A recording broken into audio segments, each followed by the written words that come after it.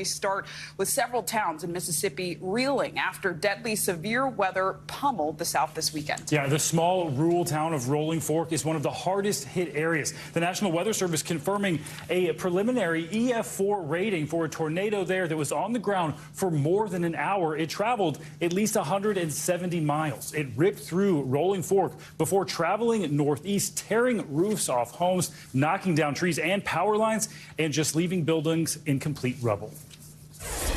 We can't account for everybody, and it just hurts. Yeah, it's just hard. You take a struggling little town already, and it's just gone. States like Georgia and Alabama were also hard hit. Yesterday, Georgia's governor declared a state of emergency after severe storms and tornadoes slammed the state. Several counties there were under flash flood warnings as well. And this morning, the state isn't in the clear just yet. The National Weather Service, there's a slight risk for severe weather in parts of central Georgia today. NBC News correspondent Maggie Vespa joins us now from Silver City, Mississippi, another of those hard hit areas. Maggie, what are you seeing in Silver City this morning? I mean, Stevens and Clay, good morning. You guys can see the devastation for yourself. This made us gasp, frankly, when we drove up here. You can see basically the outline of the foundation, these cinder blocks here, and then this is what used to be a garage on this home. There's a riding lawnmower, like in the middle of all the debris. I mean, this was... this is a life. This was a home, and now it's just, frankly, no more. You said we're in Silver City, Mississippi. That's a city of just over 300 people, close to 330. 3 were killed by that tornado on Friday. The stories that we've heard here on the ground, absolutely harrowing. Take a listen. We could hear the wind and hear the roof peeling back, and felt the house kind of twisting a little bit. It's like a bomb went off. It's total devastation in the areas that's hit. Houses are gone, houses stacked on top of houses with vehicles on top of that. And I should be clear, we have 3 dead here in Silver City, this small city alone. Overall, the death toll across Mississippi into Alabama, 26 and counting. As in Clay and Stephen, you know, search and recovery efforts are still ongoing, guys. Just devastating seeing that video. Vehicles tossed into buildings. Maggie, I know President Biden declared a major disaster in Mississippi yesterday and ordered that federal aid for recovery efforts. What will that do in terms of resources that will be made available? And when will people be able to see that? Yeah, they've been very clear that they think that should go toward everything from affordable housing in the meantime while things are being rebuilt to rebuilding homes like this that have been absolutely demolished. Also covering uninsured property losses for people, which is a huge issue after natural disasters like this. There has been no hard timeline that we've seen, but FEMA has just said basically as soon as possible. Federal officials noting that people need this help as soon as they can get it. Take a listen. The president has directed us to be here to assist the people of Mississippi, to be here on an enduring basis, not just through the response, but through the recovery as well. We want to make sure that we understand what the needs are and what the best tools are going to be to come in and support this community as quickly as possible. And guys, at this point, FEMA has been on the ground. They got here yesterday, meeting with local and state officials, just surveying damage scenes like this. They say they've counted 2,000 homes damaged by that one tornado on Friday, and they're still going. Guys.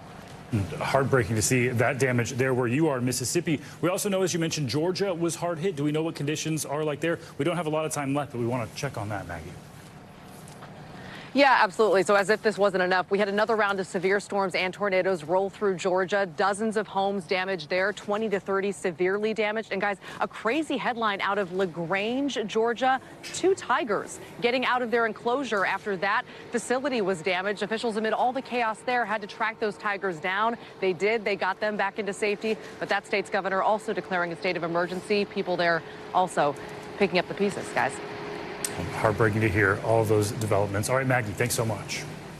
Let's bring in storm chaser Johnny Gable for more on this. Johnny, good morning. Thank you so much for being here. So I know you have witnessed so much firsthand. You've been doing this work for years. Walk us through what you saw both before and after this storm. What was going through your mind, and how does it compare to other storms you've chased? Good morning. Thanks so much for having me. It means a lot. So, yeah, I've been doing this 4 or 5 years. And, I've I've chased other EF4 tornadoes before. I was there for the Idabel EF4 that hit back in November. And there was just something different about this, that just the way the storm was organizing just shortly after 7 p.m. And oh my gosh, just how violent it started rotating even before the tornado touchdown. My gosh, I knew it was going to be bad. I knew it was going to be bad right when it got close to the Mississippi River. I remember. No, keep going. I mean, hearing you say you knew it was going to be bad, and you've been chasing these kinds of storms for years. I mean, once you stopped chasing the storm, I know you went to Rolling Fork, where you ended up rescuing an entire family from their home. How did you even find them, and what was your initial reaction when you finally made your way through all that rubble we're seeing? Yes, correct. So the hardest thing was just finding a safe path to get to the areas that were hardest hit. I'd say we were probably walking around for quite some time before we were even able to get into, there was like a landmine. It was like a minefield of, just electrical wires and hazards. I mean, and we tried to go 2 or 3 different ways and we couldn't get through. It was all just destroyed. But finally we found a safe path. And shortly after, we heard that family yelling to us. And we just darted over there right away and just got to work. We just wanted to make sure we got them out of the house, because the house was actually collapsing in. And we wanted to get them out of the house and just somewhere, even in their backyard, where it was safer. As well, there could be leaking gas or other hazards in that house. So it was a terrifying sight. But you know what? That family, I keep calling them a beacon of hope, or just like a sign of hope. And whoever saved that, or whoever saved that family, I'd say it wasn't us. It was God, or it was luck, or it was chance, whatever it was. But they were all miraculously just unscathed. Yeah. It was just unbelievable. Truly unbelievable and remarkable and incredible work that you're doing, both as a storm chaser and I know a carpenter. You're rebuilding a home for them. So, Johnny Gable, thank you for making the time, and best wishes to you as you continue your work. Thank you so much. Just an awful situation there. And joining us now is meteorologist Michelle Grossman. Michelle, good morning. What are things looking like right now? Good morning to you both. Well, we're still looking at the chance for strong storms. We're seeing strong thunderstorms even this morning. We had the storms yesterday. You talked about, of course, the devastation on Friday night. It's all due to the same frontal boundary that brought the tornadoes to California early last week. It's sort of parked over the southeast. It's bringing really heavy rainfall. It's bringing some gusty winds, and also that threat for strong to severe thunderstorms. So flood alerts are in place where you see the green throughout Alabama, also Georgia. We have flash flood warnings because we're seeing rainfall rates of 1 inch an hour, 1.5 inches per hour. There's a lot of moisture with this. It's being pulled from the Gulf, and it's right along that frontal boundary. Lots of lightning, too. We saw that all day yesterday into the overnight hours, seeing it this morning as well. So we're going to be watching this very closely as we go throughout the day, because that frontal boundary, again, is not moving very far. We're going to see it move a bit to the south as we head towards tomorrow. But this is what it looks like on radar right now. Lots of bright colors. You know what that means. That means heavy rainfall. So those reds, yellows, oranges showing us where that heavy rainfall is falling, and we're seeing that lightning. We're hearing the thunder.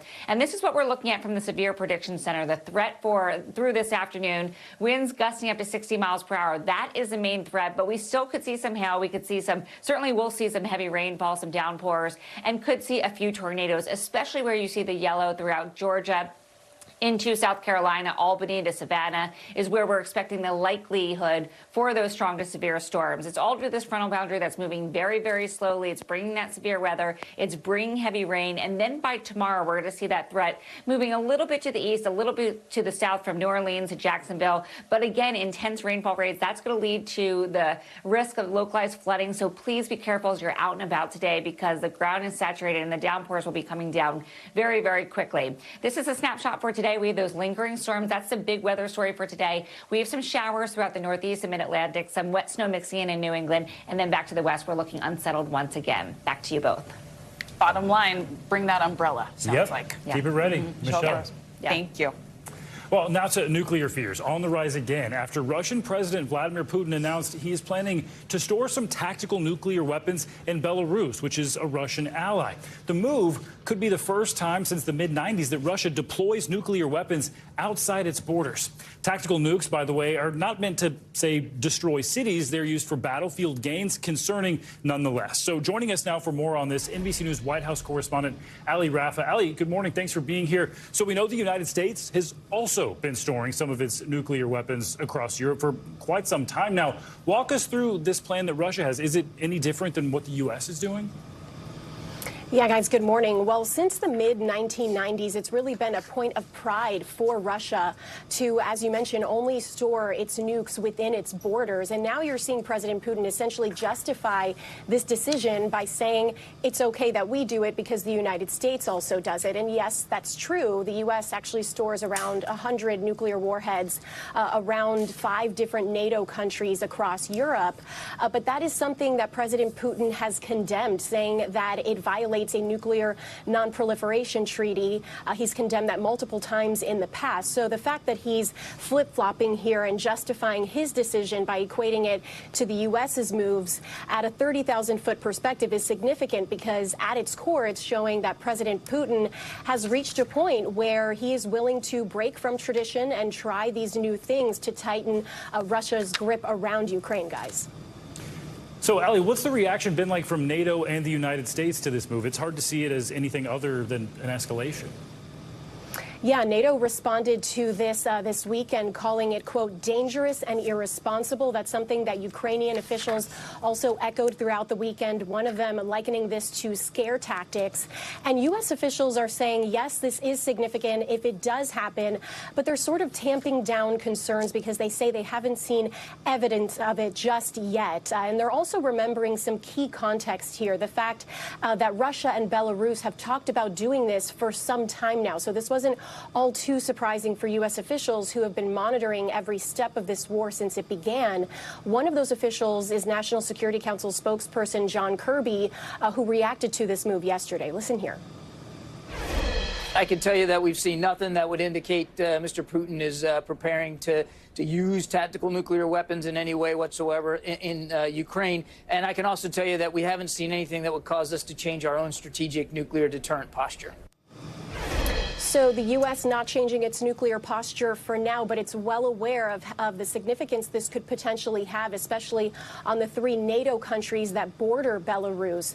So it's going to be interesting to see if this does happen, how the United States' approach to it changes potentially. Could we see more aid packages to Ukraine? Could we potentially see more sanctions against Belarus or Russia if this does indeed happen, you guys? Yet another development to watch. All right, Ali Rafa, thank you. Now to the latest on the New York investigation into Donald Trump. The grand jury is reconvening this morning, but it's unclear if jurors will pick up the Trump case involving an alleged hush money payment to adult film actress Stormy Daniels. He's denied any wrongdoing in this case, and it comes as Trump held his first campaign rally over the weekend in Texas. For more, we're joined by NBC News correspondent Vaughn Hilliard from West Palm Beach, Florida. Vaughn, good morning. So we're still waiting to find out whether or not the grand jury will vote to indict Trump. Where does the investigation stand right now as we wait for a decision, and what possible time frame are we looking at? Right, Clay. I don't know. Donald Trump doesn't know. Really, the only individuals that do are those inside the Manhattan District Attorney's office, because the grand jury is set to convene this afternoon, but it's not even clear if they will convene to hear evidence or testimony around this particular case involving that 2016 alleged hush money payment to Stormy Daniels. And so this is really working off of the district attorney's timeline. It could be today that he would seek the charges, or it could be next week, or he could never seek it. That's really sort of the question mark during what are these secret proceedings that are held by this grand jury, Clay. So lots of question marks, but what we do know, Vaughn, is that Trump held a rally on Saturday in Waco, Texas. What were some of the big takeaways there? Right. This was, for Donald Trump, a significant moment. It was his first major rally of his 2024 presidential campaign, but it was more so a rally to galvanize his base of support, to undermine and undercut the integrity of the multiple investigations into him. He talked about, for the district attorney's case in Manhattan specifically, and around Michael Cohen and Stormy Daniels. And I actually want to let you hear part of a conversation that I had with Donald Trump on his plane. I flew here from West Palm Beach to Texas and back because there's particularly questions here that the district attorney, we believe, is looking at as it relates to his reimbursement checks that he wrote out of his personal checkbook to Michael Cohen after the 2016 election. And my question for him was, when did he know that that money was going to repay Michael Cohen for Stormy Daniels? And take a listen. When did you realize that you were paying Michael for the Stormy Daniels? Oh, later. What that letter said is a very accurate letter. He wanted to ingratiate himself to me, to show me what a hotshot he was. And if you look at that letter spells it out. What did you think you were paying Michael for? Well, I don't know exactly what the status or exactly what the question is as to how much, but he did work for us, but he didn't do very much work for us. He wasn't like a big shot lawyer.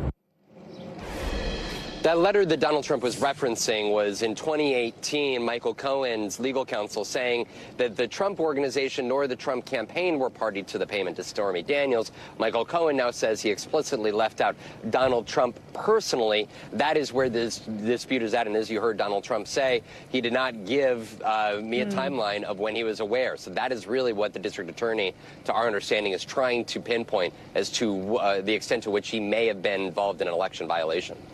And Vaughn, briefly here, I know Trump has been critical of Manhattan DA Alvin Bragg and continues to call him out on social media. We know Bragg's office has pushed back after House GOP members called for Bragg to hand over testimony related to the investigation. So what is he saying now about the prosecutor?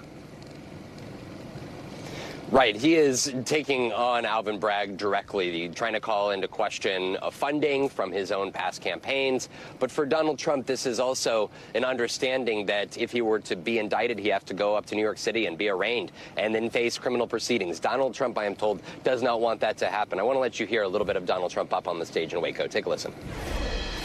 Prosecutorial misconduct is their new tool, and they are willing to use it at levels never seen before in our country. We've had it, but we've never had it like this. We must stop them, and we must not allow them to go through another election where they have yet another tool in their toolkit. So for Donald Trump, this is two-pronged, Clay. It's one, running for president, and number two, if in case he were to be indicted from any of these investigations, to try to at least win over some public support and have that public support stand behind him as those criminal proceedings were to move forward. Clay? So much to watch. Vaughn Hilliard, thank you so much, friend. Senate Minority Leader Mitch McConnell is back home this morning after being released from an inpatient rehabilitation facility over the weekend. McConnell had been receiving treatment there after he was injured earlier this month in a fall while at a private fundraiser in Washington. He suffered a minor rib fracture and a concussion. In a statement, Senator McConnell says he plans to work from home for the next few days, but will return to the Senate floor just as soon as possible. And this morning, there's chaos and uncertainty in Israel amid reports Prime Minister Benjamin Netanyahu could announce the suspension of those controversial judicial changes that have sparked weeks of massive protests. Netanyahu was scheduled to address the nation earlier, but that speech appears to have been postponed. NBC News foreign correspondent Josh Letterman joins us now for more on this. So, Josh, Netanyahu, it appears, is going to U-turn on this judicial overhaul. Do we know exactly why that's happening, why the speech was postponed? What's going on? Well, we don't know, Clay. We really haven't heard much of anything from Prime Minister Netanyahu, with the exception of a one-sentence statement last night announcing that he'd fired his defense minister. But beyond that, it has been largely silence. Now, we had expected that he might speak several hours ago. That clearly has not happened yet. And members of his Likud party have been telling Israeli media throughout the morning that the prime minister is set to walk this back, to announce that he's suspending moving forward with this proposed judicial overhaul that has caused caused all of this consternation. But so far, he has not come out and said that or exactly the reasons why he might have arrived at that decision. But clearly, this situation in Israel is spiraling out of control, with large swaths of the economy now shutting down as major industries are on strike. The airport in outside of Tel Aviv essentially shut down, no flights going out of there. And so this is an economic, political, and diplomatic crisis that is getting worse by the hours in Clay.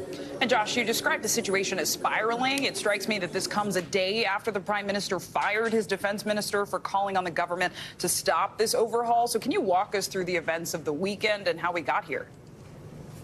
Yeah, this has been bubbling up for weeks, with major opposition from all of the opposition parties in government, protests in the streets of Tel Aviv and Jerusalem, as well as concerns flowing in from other countries around the world about the undermining, in their view, of Israel's democracy. And over the course of that opposition, we started to see members of Israel's reserve forces say they were not going to show up for training, that they felt their own legal protections were undermined if it was unclear whose orders they should be taking, or if Israel no longer was perceived as having an independent judiciary. And then that really went to a whole new level after the defense minister, Gallant, said last night that he was coming out in opposition to this proposed judicial overhaul because he said it's undermining Israel's security. Then a few hours later, we heard from Prime Minister Netanyahu firing him in a one-sentence statement, and that really has triggered these mass protests that we're seeing throughout the streets of Israel right now. And Josh, briefly here, if Netanyahu does end up halting these judicial changes, where does it leave Israel's far-right coalition government? You know, we don't know yet. On the one hand, we've seen some members of Netanyahu's coalition, like his far-right national security minister, Ben-Gvir, saying, look, if he pulls back on this overhaul, we're out, that it is a deal breaker for them. But on the other hand, there are people who are in his coalition who really have gotten positions of a lot of power as a result of the horse trading that Netanyahu had to do to put this delicate position, coalition to govern together. And so it's questionable whether they would be willing to throw all that out and get rid of their own powerful positions in opposition to what is clearly a large movement amongst the Israeli people to pull back on this proposed judicial overhaul. Josh Letterman, thank you so much. Thanks for watching our YouTube channel. Follow today's top stories and breaking news by downloading the NBC News app.